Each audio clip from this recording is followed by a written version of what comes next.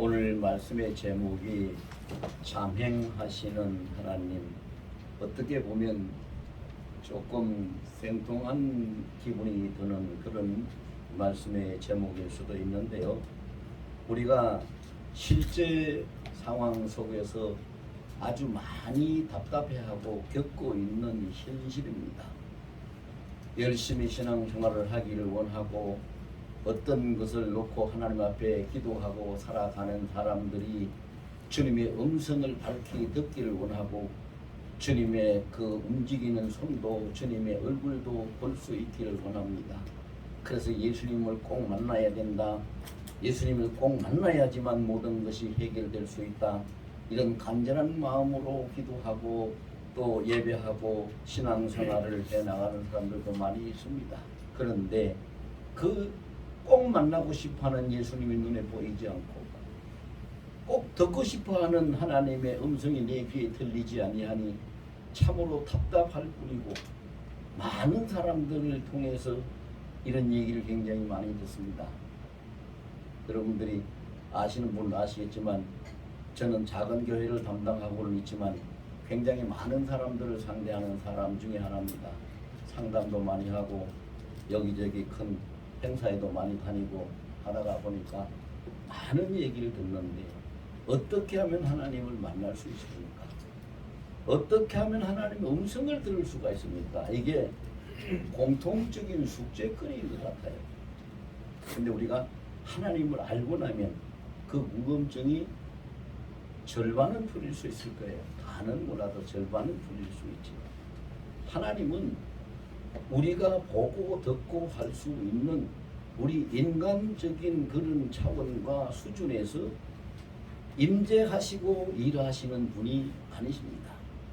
그래서 이 잠행하시는 하나님, 우리가 조선시대에 그 유명한 왕이 하나 있었죠. 조선왕조 제19대 임금인 숙종이죠. 그는 46년간 재위를 한 왕인데 그의 특징이 별명이 뭡니까?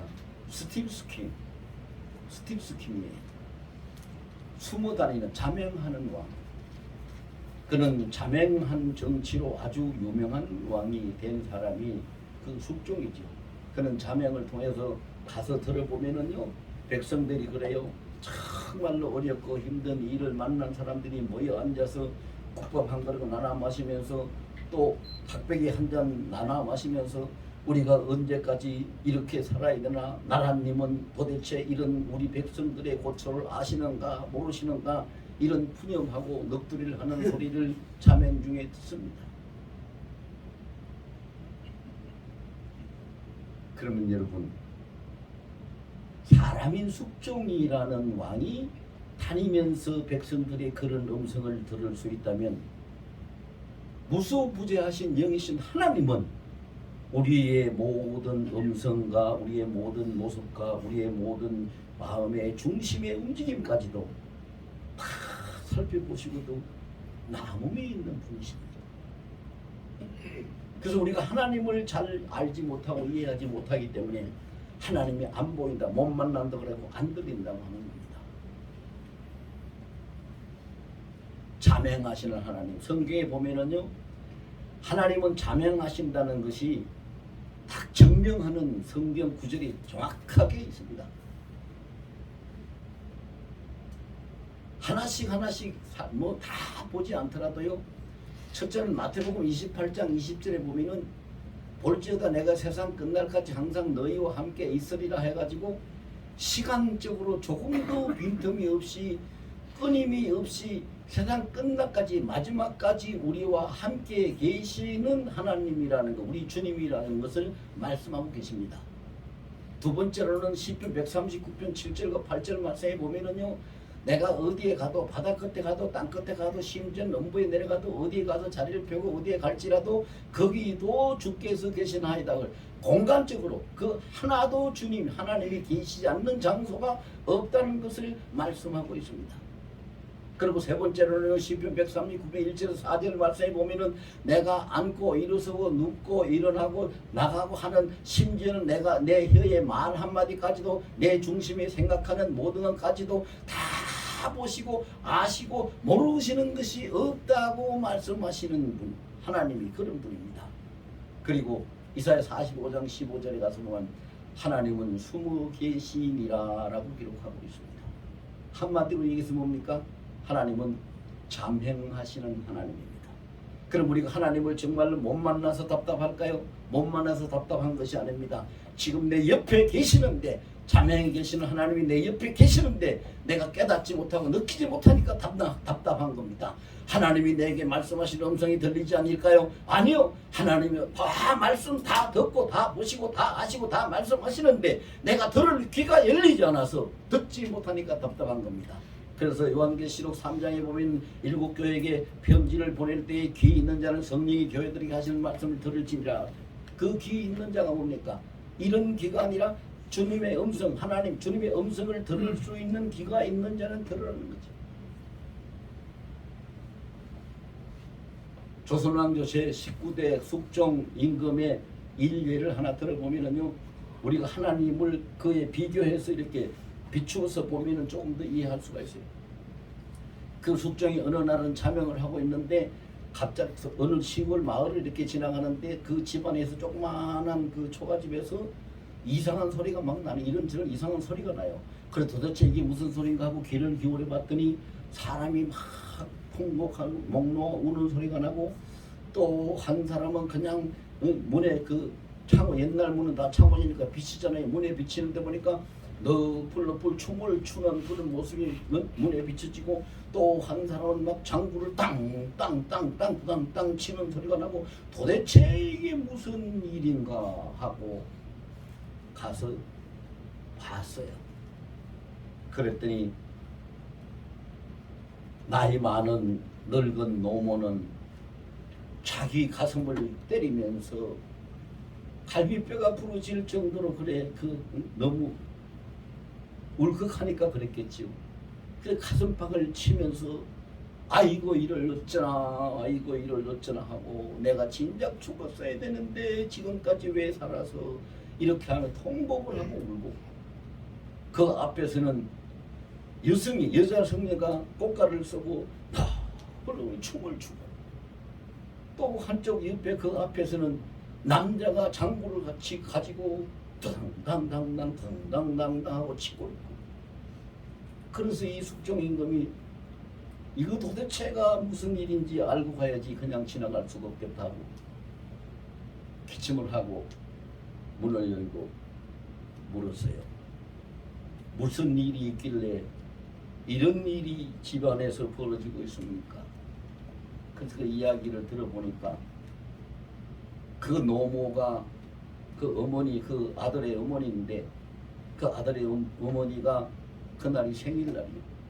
근데 집에 아무것도 없어서 어머니의 생일상을 차려줄 수가 없어요. 그래서 그 며느리가 가서 머리를 잘라서 달비를 팔아가지고 어머니 생일상을 차렸어요. 그래서 어머니한테 자기 머리를 잘랐다는 걸 안 들키지 않으려고 고가를 쓰고,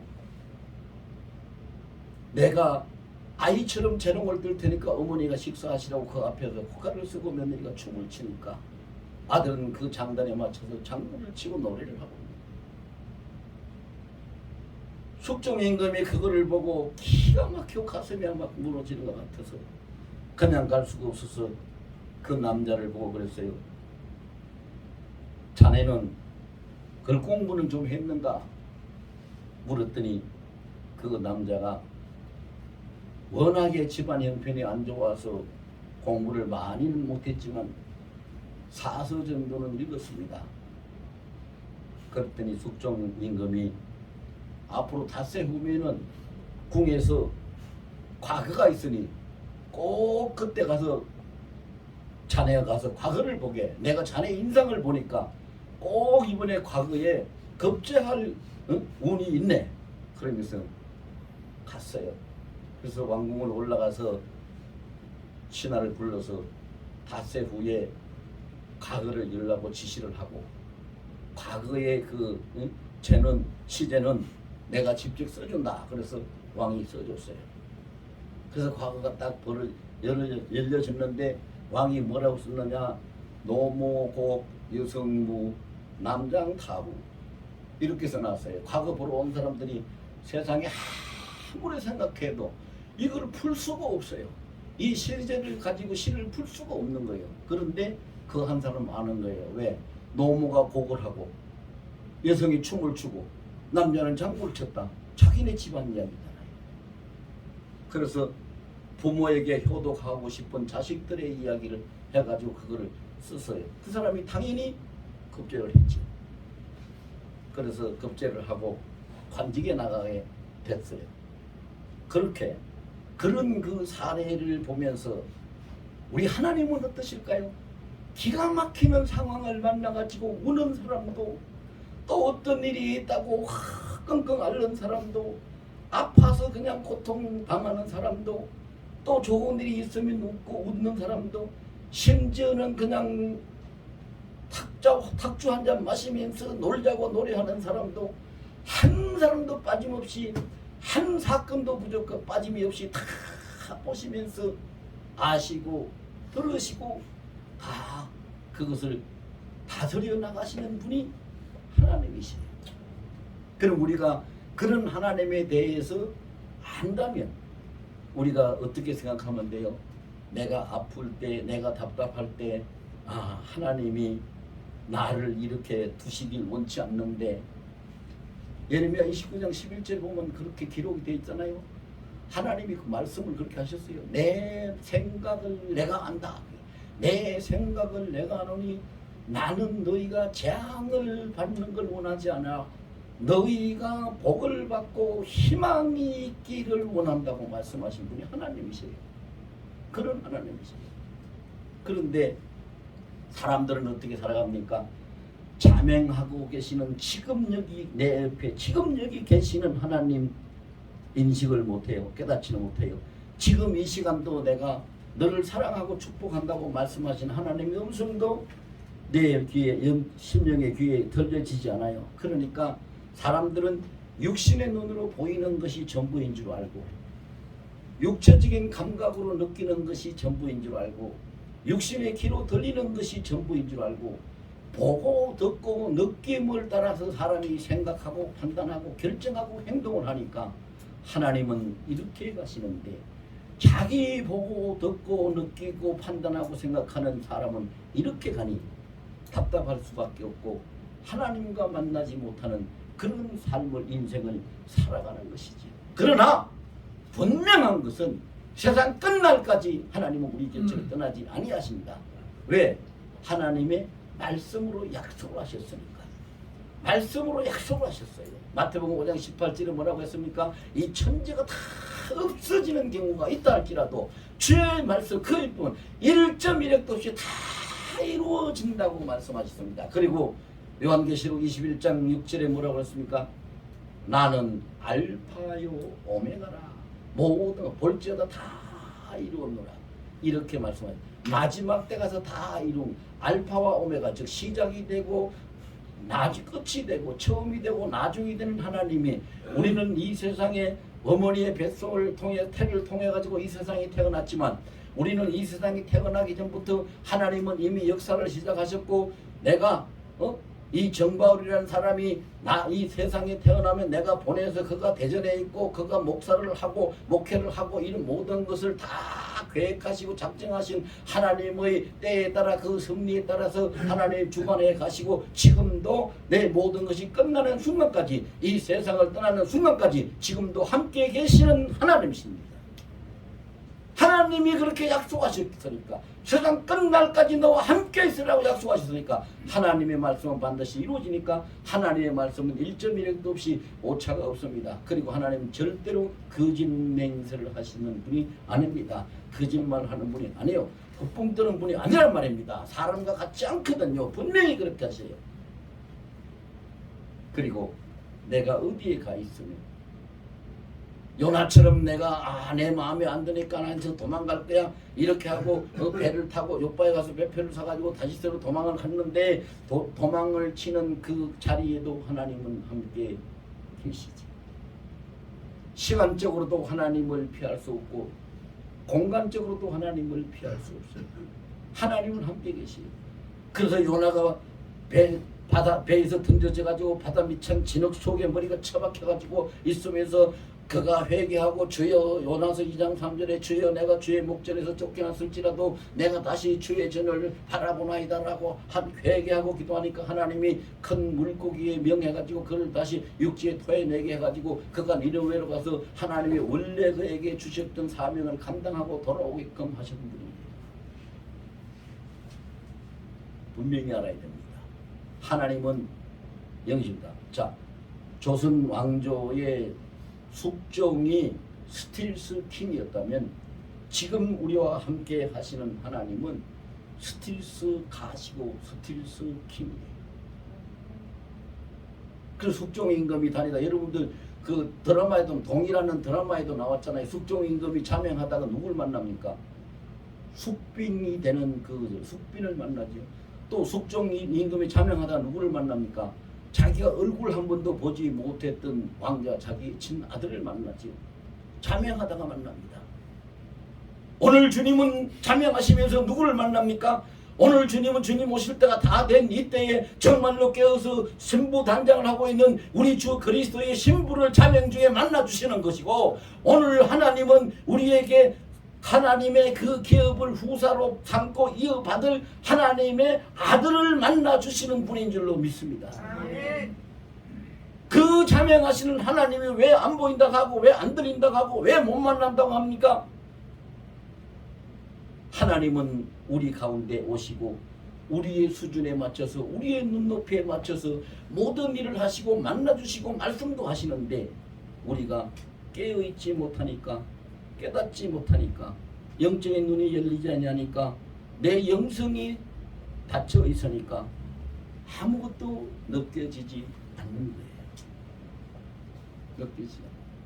그럼 사람이요, 왜 그런 영성이 닫혀가지고 아무것도 느끼지 못하는가?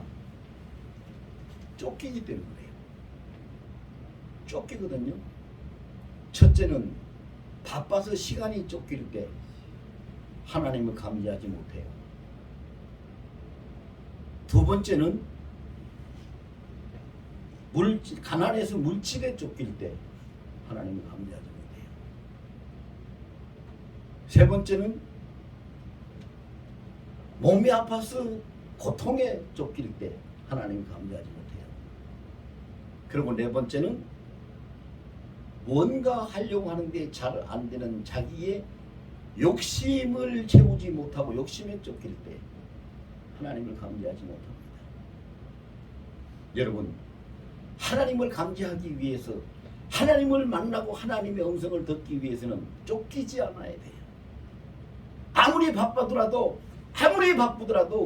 이 또한 주님께서 하시는 일입니다. 그리고 한 발 물러서서 주님을 바라보면 돼요. 아무리 가난하고 없어도 이 또한 주께서 다 아시고 보시고 하시는 일입니다 라고 주님의 얼굴을 찾아보면 되고, 아무리 고통스럽고 아프고 하더라도 이 또한 주께서 나와 함께 계십니다, 그리고 주께서 이 모든 것을 주장하고 계십니다 라고 주님을 바라보면 되고, 내 뜻이 이루어질 때 않을 때, 욕심에 쫓길 때는 나를 부인하고 오직 주님만 내 안에서 사실은 갈라디아서 2장 20절에 그랬잖아요. 나는 이미 십자가에 그리스도와 함께 못 박아 죽은 자예요. 그러므로 내가 사는 것은 내 안에 내가 사는 것이 아니요 그리스도 예수께서 사신 것이라. 나는 나를 위해서 목숨까지 뿌리신 그 예수를, 그 그리스도를 믿는 믿음에 말미암아 산다고 했으니, 그 주님을 모시고 살아가는 우리의 마음을 다시 되돌리면 하나님이 보이시고 음성도 들릴 수가 있게 되는 것이죠. 쫓기면. 제가 어저께 그 경험을 했어요. 어저께 그 경험을 했는데, 어저께 이제 신학교 그 공부 다 강의 다 마치고 집으로 돌아가는 시간인데, 좀 부끄러운 얘기입니다만은 차를 타고 출발을 했는데 화장실에 가고 싶은 거예요. 소변이 말입니다. 근데 뭐 가다가 중간에서 그래서 집에 빨리 가가지고 소변을 봐야 되겠다 그렇게 생각을 하고 차를 몰고 나가는데, 이 골목에서 큰 길로 이렇게 딱 큰 길을 접어들려고 딱 나갔는데 큰 길이 가기 전에 그 골목 끝나는 부분에서 큰 길에 갈 때는 금방 못 돌아가잖아요. 그 큰 도로에 큰 도로에 차가 지나가고 있으니까 거기서 내가 속도를 줄이고 멈췄다가 차가 안 올 때 우회전을 해서 이렇게 가야 되니까 브레이크를 차를 세우기 위해서 브레이크를 딱 밟는데 자전거가 와서 쾅 박는 거예요. 그게 뭐 그 사람 보고 잘못했다고 말할 수 없잖아요. 그래서 내가 죄송합니다. 그리고 이를 차에서 내려가지고 자전거는 차 앞에 쓰러져 있고, 그리고 그 사람 차가 넘어가니까 그냥 넘어지고 땅에 이렇게 넘어져 있고, 다치지 않으시냐고. 아이고 미안하고 죄송하다고. 다치지 않아 내가 못 봤네요. 미리 봤으면은 그 뒤에쯤에 차를 세우면 되는데 미리 볼 수가 없는 것이 골목이니까 다 건물들이 이렇게 막고 있으니까 옆이 안 보이잖아요. 못 봤어요.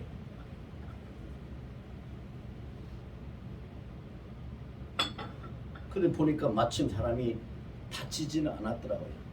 그래서 그분이 저보다 이제 좀 젊은 분이요. 뭐 50대 후반쯤 된 것 같아요. 보니까 이런 아이고 괜찮습니다. 아이고 어르신 괜찮습니다. 염려 마십시오. 안 다쳤습니다. 그냥 가서 약이나 좀 사 먹으면 되겠습니다. 이래요. 그래 약이나 좀 사 먹었으면 되겠습니다. 그랬는데 내가 그냥 보낼 수가 없잖아요. 약값을 줘야 되잖아요. 그래서 제가 주머니에 돈이 10,000원짜리 한 장, 1,000원짜리 한 장이 딱 있었는데 오늘이 주일이니까 내가 이거 가지고는 안 될 것 같고 주일 준비도 하고 돈은 있어야 되겠다 그래서 돈을 5만 원을 더 만들어서 가지고 있었어요. 그럼 뭐 5만 원을 그분한테 줬죠. 어쩔 수가 없잖아요. 내가 가진 게 이거밖에 없어 많이 못 드려서 죄송합니다. 그래 보세요. 그 마음이 조금 급하니까 제가 평소에는 그런 실수 안 하거든요. 다 살펴보고 나가지요. 나가면서 이렇게 안 보거든요. 그런데 저하고 이제 집사람하고 둘이 같이 이렇게 차를 타고 다니면은요, 갑자기 여기서 자전거나 오토바이나 옆에서 툭 튀어나오면 집사람이 깜짝 놀래요. 근데 나는 이미 다 보고 있어요. 다 미리부터 살피기 때문에. 그런 실수를 절대 내가 하는 사람이 아니에요. 근데 마음이 급하니까 실수를 한 거예요. 그래서 제가 깨달았어요. 설마 주님이 차에서 내가 무슨 일이 나도록 놔두시지 않을 텐데 어떻게 마음이 급해 초조해가지고 이런 실수를 하나. 내가 잘못했구나. 보세요. 제가 그거를 어제 그런 일을 당하고 나니까 오늘 설교하는 데 있어서 이것이 실질적인 제 체험의 간증이 되니까 너무 실감이 나는 것 같아요.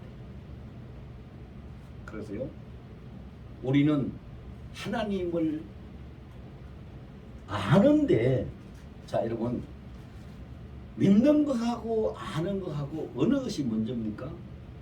믿는 게 먼저입니다. 하나님을 알고 믿으려고 그러면 평생 공부해도 하나님 모릅니다. 어떻게 알 거예요? 믿고 알아가야 됩니다. 그렇기 때문에 하나님은 자명하신다, 자명하시는 하나님이라는 걸 믿고, 내가 지금 내 눈으로 육신의 눈으로 못 보지만 여기에 나와 함께 계신다는 걸 믿을 때 그 하나님이 느껴지고 알아지는 것이죠. 성경을 읽으면서 설교를 들으면서 그것이 하나님이 내게 주시는 말씀이구나 하는 걸 믿음으로 받을 때에 주의 음성을 들려주는 것이죠. 믿고 알고 믿고 보고 믿고 듣는 겁니다. 알고 보고 들어서 믿는 것이 아닙니다. 이걸 우리가 잘 알아야 돼요. 그럼 하나님은 어떻게 자명하십니까? 첫째로 하나님은 우리의 현실 속에서 자명하십니다. 오늘 본문에 보세요. 이스라엘 백성이 광야를 걸어가고 횡단하고 있습니다. 홍해를 건너서 광야를 횡단하고 있는데 수르라는 집, 그 광야를 들어갔는데 물이 없어서 3일 동안 물을 못 먹었어요. 근데요, 이걸요 인간적으로 우리가 생각하면은 이해가 안 됩니다. 왜? 사람이 밥은 3일 굶어도 살지만요, 3일 동안 물을 한 모금도 못 먹었다 그러면은요 죽습니다. 좀 오래 사는 사람은 일부는 견딜지 모르지만 좀 몸이 허약하거나 저런 사람들은요 죽어요. 3일 물 안 먹으면. 그리고 어린아이나 노인들이나 병약자들은 다 쓰러졌겠죠. 근데 성경에 그런 기사가 없어요. 그럼 이게 무슨 일을 지금 말씀하고 있는 거예요? 광야길을 수르 광야를 3일 동안 가서 물을 못 만났지만 물을 못 만나는 3일 동안 하나님은 그들과 함께 계시다는 거예요. 하나님이 그들을 붙들고 계시다는 거예요. 쓰러지지 않도록 붙들고 계신다는 거예요. 그걸 이야기하는 거죠. 광야의 그 현장에 그들이 있는 현장에 그 현실 속에 함께. 그러면 오늘은 어디에 계십니까? 우리가 아니라 내가 집에 있으면 집에서, 내가 교회에 있으면 교회에서, 내가 직장에 있으면 직장에서, 내가 길을 가면 길 가는, 내가 있는 곳에서 하나님은 나와 함께 하시고 자명하십니다. 이걸 믿어야 됩니다. 믿으면 하나님이 보여지고 들려집니다. 우리가 잘 알고 있는 한국의 사도 바울이라고 하는 최봉석 목사, 최권능 목사라고 하죠. 최봉석이라고 하면 잘 모르는데 최권능 목사라면 다들 잘 알아요. 최권능 목사, 그 양반은요 만주로 어디로 이렇게 전도 선교를 하러 떠났다가 한 달 만에, 두 달 만에, 석 달 만에 이렇게 해서 집으로 돌아오면은요, 집으로 돌아올 때에 삽작에 서서 묻습니다. 말을 합니다. 그동안 집이 무탈한지, 집에 아무 탈 없이 잘 있는지 궁금하네. 그러면은 옆에 나무에 앉아있던 새가 아무 일도 없으니까 걱정하지 말고 들어가시라고 짹짹거리면서 말을 한다. 그 새하고 대화하는 목사님이라 그렇게 사람들이 말을 하죠. 새하고 대화하는 목사님이 있을까요? 없죠. 그럼 어떻게? 하나님을 인정하고 믿으니까 하나님의 음성이 나귀를 통해서 이스라엘 백성에게 이야기하신 것처럼 새를 통해서 하나님의 음성을 듣게 하는 것입니다. 듣게 하는 거예요. 그래서 하나님 우리 현장 속에서 함께 계시는 분이다. 어떻게 함께 계세요? 은혜와 사랑과 자비로 함께 계시는 분이다. 항상 우리를 붙드시는 은혜, 그리고 끝까지 우리를 품에 품으시고 사랑하시는 그 사랑, 그리고 어떤 실수 잘못이 있고 내가 아무것도 모르는 바보같이 어린아이같이 그렇게 행할지라도 그것을 덮어서 이끌어 가시는 자비하심, 은혜와 사랑과 자비. 그래서 하나님은 줄여서 이야기하면 하나님은 은사자로 계십니다. 은사자, 은혜와 사랑과 자비와 은사자로 나와 함께 계시는 거예요. 왜? 나를 지켜가셔야 됩니다. 이끌어 가셨니까. 언제까지? 세상 끝날 때까지. 세상 끝날 때까지. 하나님이 그렇게 하신다고 말씀하셨으니까. 그러면 왜 현실 속에 함께 계시고 왜 은사자로 함께 계시는가? 목적이 뭐예요? 오늘 본문에 보니까 27절의 마지막 절에 엘림으로 그들이 인도에 가지요. 엘림에 갔더니 물샘 12개 있고 종려 70주가 있고 물가에 그들 창문을 쳤다. 기가 막히잖아요. 자, 사막의 파라다이스지. 사막의 파라다이스가 바로 엘림이에요. 사막 같은, 광야 같은 이 세상에 하나님의 품이 우리의 파라다이스인데 그 파라다이스 안에 우리를 품으시고 우리를 인도하시기 위해서 함께 계시는 분이에요. 자명하시는 분이에요. 그럼 우리는 어떻게 해야 돼요? 이제 두 가지의 성경 구절로 오늘 설교를 마치려고 해요. 첫째는 히브리서 11장 8절에 예수 그리스도는 어제나 오늘이나 영원토록 동일하시니라. 자, 이 말씀을 붙들고 광야에서, 그 광야 사막에서 그들과 함께 하신 하나님은 동일하게 지금도 우리와 이 자리에서 함께 하신다. 언제까지? 세상 끝날까지 우리와 함께 하신다. 이걸 첫째는 믿어야 되고, 두 번째는 히브리서 11장 6절 말씀을 우리가 붙들어야 되죠. 히브리서 11장 6절에 보면 뭐라고 그랬어요? 믿음이 없이는 하나님을 기쁘시게 못하나니 그가 계신 것과 그를 찾는 자에게 상 주시는 이심을 믿어야 할지니라. 보세요. 하나님을 기쁘시게 하고 하나님의 은혜와 그 사랑을 받고 사는 사람이 누군가 믿음이 있는 자라. 그럼 그 믿음이 뭘 얘기하는 건가? 우리 눈에 보이지 않지만 귀에 들리지 않지만 하나님이 여기 계신다. 그가 계신 것을 믿어야 돼. 그가 하나님이 계신다는 것과 그 다음에 그 하나님을 인정하고 하나님 앞에 나가고 하나님을 찾는 자인 하나님이 상 주시고 은혜를 베풀어 주시는 보상을 하시는 하나님이라는 것을 믿는 것이 하나님을 믿는 믿음이라는 거예요. 그래서 아까도 말씀드렸습니다.